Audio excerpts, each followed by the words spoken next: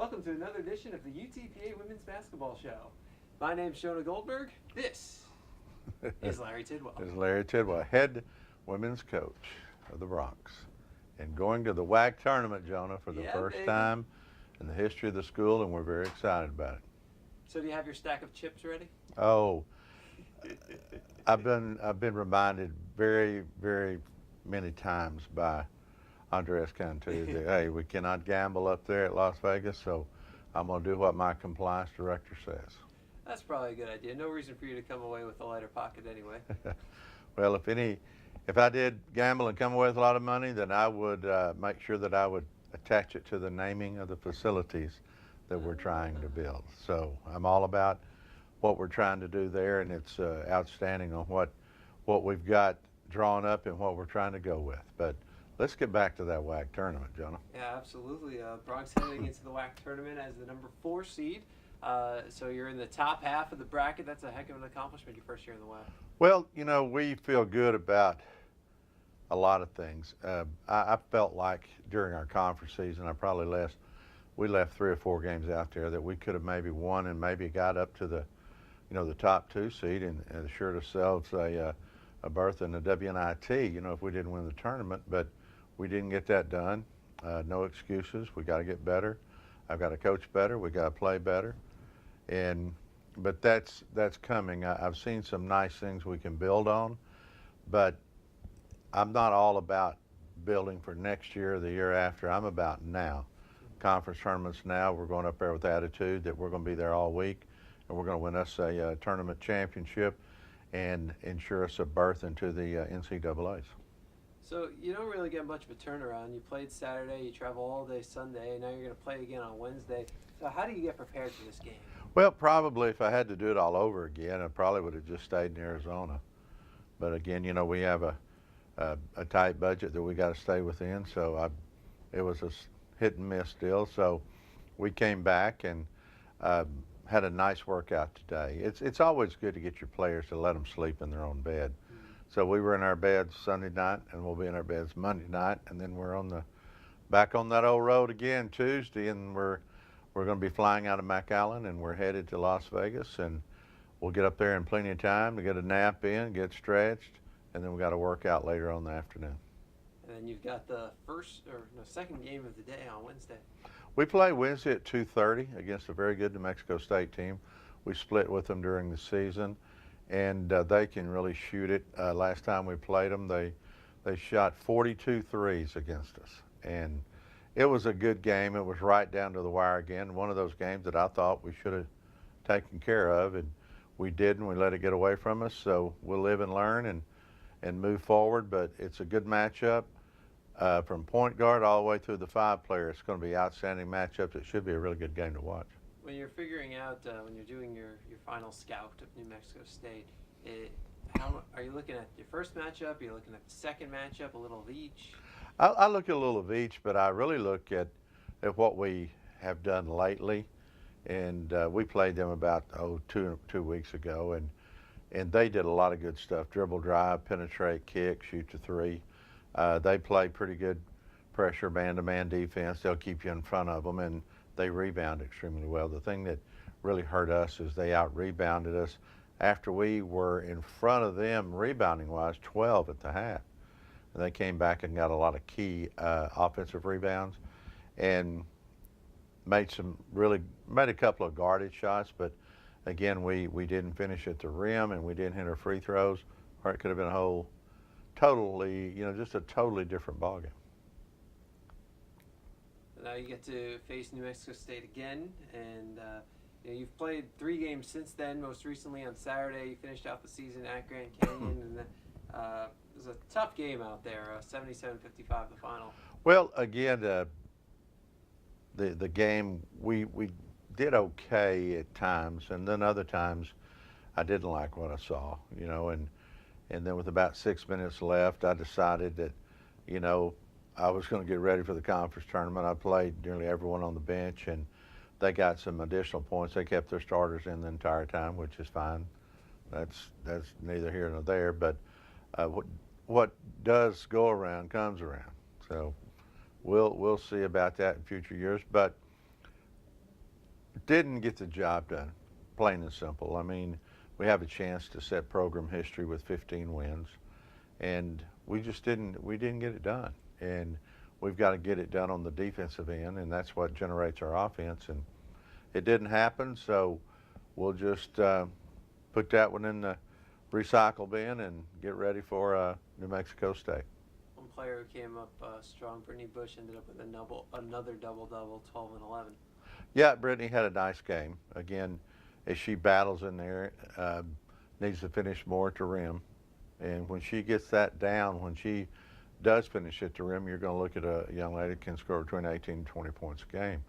You know, I think she ended up with 12 and 11 and led us in scoring, led us in rebounding. But it's one of those deals where she can do more, just like Shantae Goff, KK Boyd, JT Thompson can do more. And that's what we're counting on when we go to the conference tournament.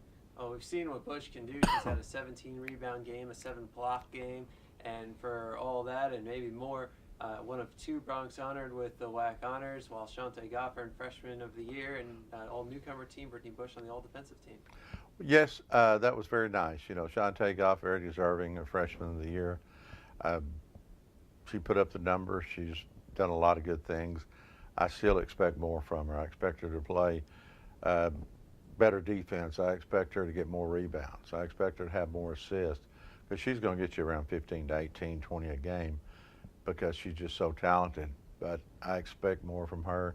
Bush being honored on the all-defensive team, you know, she's one of the shot block leaders, top 5 in the conference in rebounding, and you got to tip your hat to her. She's done that too, and she's had a pretty bad back the whole year, a little bit of a disc problem, but she'll suck it up and play hard, and you have to appreciate that. And then the newcomer team, the all-newcomer team or whatever, I have a little bit of trouble understanding that team. I would rather, see maybe 12 selected to the all-tournament team, but on the newcomer team, Goff, being a freshman, was added to that team, but I think you have a couple of seniors on there that are on that newcomer team. I think one from Grand Canyon and one from Cal State Bakersfield that transferred in, and I don't understand that team. So, but congrats to her on being on the all-newcomer team. Well, hey, she's there with seniors. I mean, yeah, she's there with seniors. So it's good to see them honored. I felt like we had a couple more another one on the defensive team maybe, and then another one, maybe at least honorable mention for all conference. So we'll see, but we'll move forward because we didn't have anyone in the top 10 selections for all conference, and yet we're seeded 4th. So there you go. I think it speaks to how well your team has kind of spread the wealth and who's doing what and how many different options you have that you can be that good without, interestingly enough, any all-conference selection. Well, it is what it is, and so we got to win more. You win more, spoils to the victor. So we'll try to win a few more and see what we got. Well, the first game you'll try to win will be on it's Wednesday at 2:30, which is 4:30 Central Time. 4:30 Central Time. 4:20, 4:15 pregame-ish on 956sports.com with your audio. You can watch all these games online. We'll have a link to it at UTPABronx.com. All we ask is that you turn down the sound and turn it up on 956sports.com. That way you get the best of both worlds. Then the Bronx win, then move on Friday at 2 Central, noon Pacific, to face off against either top-seeded Idaho or 8th-seeded Chicago State. Well, I tell you, we're going to take one game at a time, but, Idaho is playing exceptionally well, and they're the best team in our conference by far. I mean, you win the league by 3 games. I mean, that pretty well establishes you as the best team in the conference. So kudos to John Newley, good friend of mine, the head coach of Idaho, and kudos to those young ladies who represent their university so well. They play us hard, they can score, and they do it with class, and that's what we're after also. Now, you've played everybody twice at this point, but you'll have this opportunity with everybody's going to be there. Everybody plays all day, and the game before you is the game of your next potential opponent. do you or any of your staff go to scout at least part of that game? Oh, we'll scout. I'll have one person on the scouts, will scout the entire game. Our girls will watch the first half because I just hate to keep the girls just in a room and bring them in, move. Then we'll watch half and then we'll go to our locker room. We'll start getting our game face on and getting ready to play. But I think it's good for them to see that and to feel the tournament atmosphere. So that way when we go out and play, that's not just a big shock to them and everything. But from all my years of coaching in the collegiate ranks, 18 years, the conference tournament is awful special. And you see a lot of great things, a lot of great upsets. You see a lot of different things happen. Just for instance, last night, you had a 5 and a 4 seed playing in the championship of the Pac-12. Yeah. And you've got to respect what USC did, what Oregon State did to get through nationally ranked teams to get to the finals of that tournament, and both of them solidified a spot in the NCAA tournament. So we've got to win the tournament to get into the NCAA tournament, but again, I feel like that there's not a team that we cannot beat in this league, and also there's not a team that can't beat us on a certain given night. So we've got to come prepared, and we've got to be ready, and we're playing to win. Well, you open up on Wednesday. Now Thursday, you get off. The men play all their quarterfinal games that day, so it's just not enough physical time to play more than 4 games in an arena. Right. So you guys going to be able to have a chance to take in the men's game at all? Oh, for sure we'll be at the men's game. And two, these young ladies have worked very hard the whole year. And we're going to have a couple of hours, so we're going to see Vegas. Nice. We're going to get them up and down the strip because you just don't want to isolate them. We know we have a job. We're going up there. It's not a vacation. We're going up there for a job. We got to get right. We've got a great itinerary that Hannah Burleson has put out for us. But we're going to do the right things, and we're going to represent our university extremely well. And our girls know that they better be on their P's and Q's, because if not, it'll lead to some things that they don't want to happen to them. So we're going to be on our best behavior and represent this great university the way it should be represented. Orleans Arena, have you ever played a game in that? Have not played a game, but we had our WAC conference meetings in the fall up there. Beautiful arena. Kudos to the WAC, our WAC conference. I mean, from our commissioner Jeff Hurd, Hope. I mean, all of them. Connie have just been tremendous in getting this tournament put together, and it's going to be something special.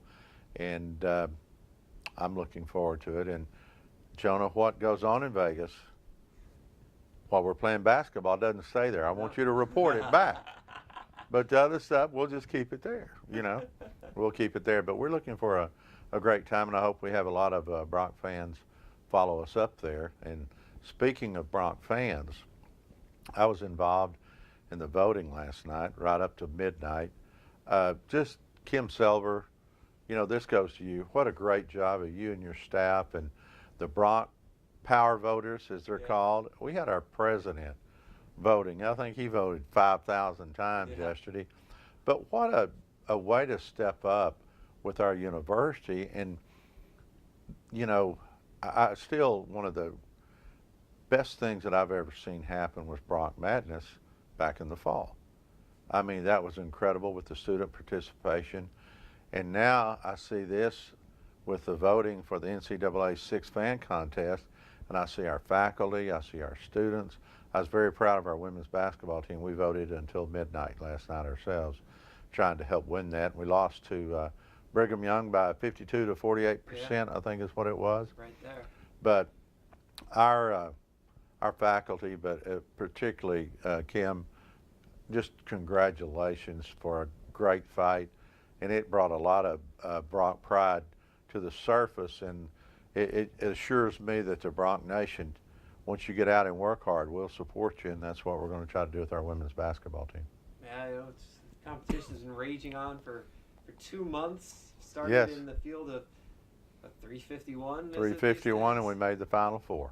That's a good goal for our women's basketball team. Make the Final Four. There you go. There you go. That'd be cool. That would be cool. It was amazing. I use TweetDeck for Twitter, and I'm able to set up a column that shows me every tweet that goes out with the hashtags UTPA and Sixth Fan. And over the last couple of hours of the contest, it just you couldn't read the tweets. They were moving too fast. It was just a blur on my screen because people were voting and doing whatever they could to get the word out, get people to vote. Yeah. All the local TV stations and newspaper telling people, hey, here's where the numbers are. And it turned into this whole thing, like just valley-wide. It was really just an awe-inspiring experience to be a part of. Again, it just shows you that the Bronx Nation is strong, and they will come out and support you if you give them a good product. And that's what we're trying to do with women's basketball. But I want to let everybody know that we were in there toe-to-toe with Brigham Young, on that voting. And all of our girls participated, our staff participated. Very proud of the fact that we're a part of this community. We're a part of this university. Again, I reiterate, we've already got over 1,200 hours of community service. We've been honored as the Community Service Team of the Month for UTPA 3 different times. And we're going to have it more before it's all over. I like the sound of that. Oh, yeah. We're going to get active. Well, the Bronx face off against 5th-seeded New Mexico State in the WAC quarterfinals on Wednesday. It's 4:30 p.m. Central Time, 4:15, 4:20 pregame. It depends on whether it's a 4:30 or 4:35 tip, because that 5-minute thing. And also, if the first game Are goes they, on this game, though, 956 Sports, are they bringing in Chris Berman for this game, or is there? I would rather have the J-Man. I'll just let you know. I'd rather have the J-Man, Jonah Goldberg, doing that. Now, I've heard Berman's trying to get in there. Keep me updated on that if you would. Well, I hear he's busy that day. So luckily I've been able to keep my gig. I'm trying to twist the arms of some of our men's basketball staff to see if they want to join me on color commentary there you go. during your games. And then I'm going to turn around and see if I can twist your arms to join me on color commentary during their games. Well, I tell you, if we win, I'll be glad to. I like the sound if we don't take care of business, then I'm already going to be scheming on recruiting and wherever I'm going to be over the rest of the recruiting period. So. Well, I guess that means you'll be with me on Thursday. That's what we plan on. Yes, sir. Well, but again, we appreciate all you do.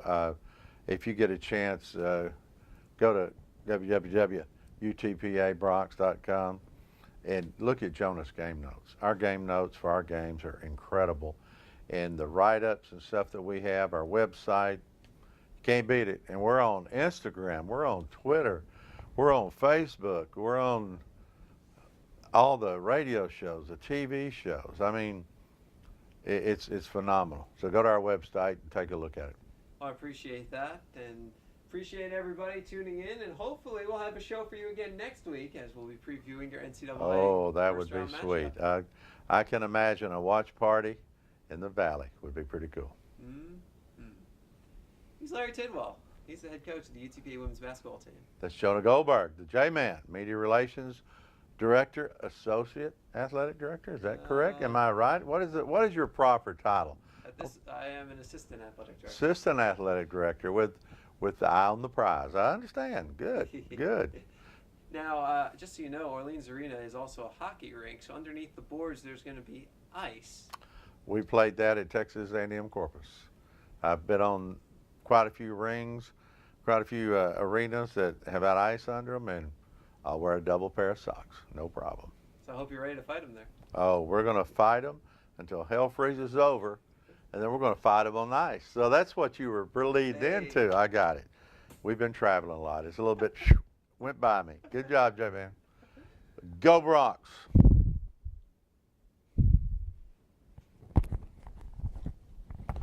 All right, buddy.